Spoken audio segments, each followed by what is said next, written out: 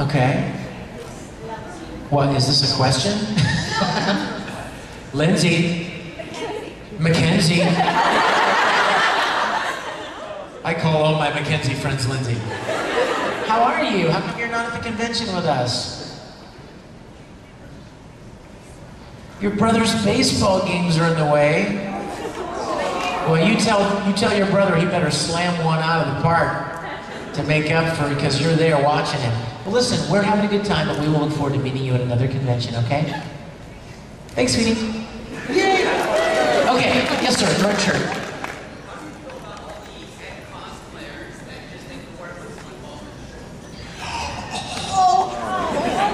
You're not allowed to ignore that. If you're wearing an Edward costume, you must be prepared to flip out.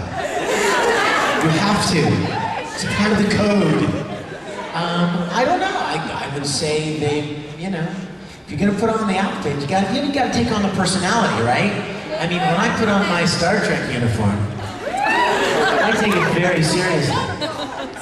I take it very seriously. And when I put on the Cloud costume from Final Fantasy, you know, when my lovely girl here and I dressed as Jean Grey and Wolverine, you know, you get serious, right? You take on the personality. So you Ed cosplayers out there, be ready to rant on command, okay? Women cosplayers, be ready to throw a wrench at any moment. Roy Mustang cosplayers, be ready to fall to the ground and kiss Edward's feet at any moment. Yes, Luffy. No, King of the Pirates. Awesome. So with all your characters like Tatsuo and Ed, you have a lot of Tamaki, you have a lot of freakouts. So, what's your favorite freakout? Favorite freakout? Again, with all of those freakouts, how could there be one favorite? Do you have a favorite?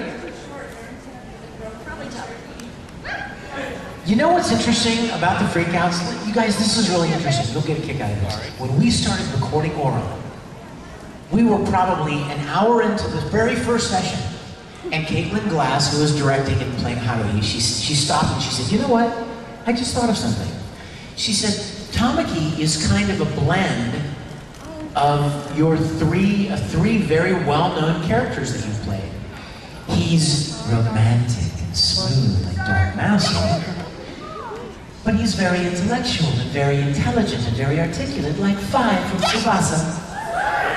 But then, he flips out all the time, like Ed from Full Metal, right? So I started thinking about that, and when it came time for Tamaki's first freak out, all I could think was, you don't want it to sound like Edward, right? So there's a very subtle difference between Tamaki's freakouts and Ed's freakouts, and I'll tell you what it is.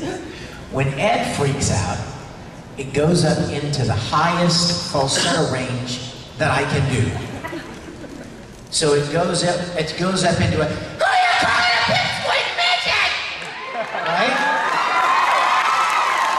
However, when Tamaki freaks out, it doesn't go up there, it stays down more in the mid-range. So Tamaki, what's a rant that Tamaki has said? What? What's one? Give me one, quick. Anybody? Yeah. Yeah, stay away from, you doppelgangers, you crazy twins, stay away from my daughter. So remember what Ed sounded like? Well, Tamaki would be more, you crazy twins, stay away from my daughter! You hear the difference? It doesn't pop up into that high range. So you have to be careful, and even though, you guys, let me tell you something. The goal in voice acting is not to change your voice all the time. Because I'm not like an impersonator. I don't have a versatile enough voice that I can imitate everybody and constantly sound different. But that's not the goal. The goal for voice acting is to act with your voice. Now, the example that I love to give, and if you've seen this on YouTube, I apologize, but name a famous actor who's done hundreds of different roles. He's been around for a long time. No. Okay, let's use it. John Travolta. John Travolta. You've seen him in 100 movies, right? He always sounds like John Travolta, right? Robert De Niro, you know, famous actors. Sometimes they may tweak their voice a little bit for the character, but they always sound like themselves. Because the goal is not to change your voice all the time. The goal is to play the character, honestly. So you could take a line from Tamaki, you could pull a line from Ed, you could pull a line from Dark Mousy, you could pull a line from Kurtz Weber, and you could stick them all together and go, oh yeah, that's the same guy. Well, that's because you're pulling the line, you know, out of the story. But if you watch each of those shows, you find that Tamaki is very different than Dark Mousy, and Kurtz Weber is certainly very different from Fi, or, you know. So the goal is not always to change your voice. So when people write me and say, oh, you know, I heard you in such and such, I picked out your voice, you know, you sound the same a lot. Yeah, probably so. But the characters are different. And so that's what you need to keep in mind, is that when we walk in there, the director doesn't first say, he doesn't immediately say, okay, make some funny voice. It doesn't sound like anything you've ever done before. Well, that's not the goal. The goal is, let's decide how the personality we want this character to have. And if the voice follows in some subtle way, then awesome. Like, Deicide from Soul Eater. He's like a grown-up Tamaki.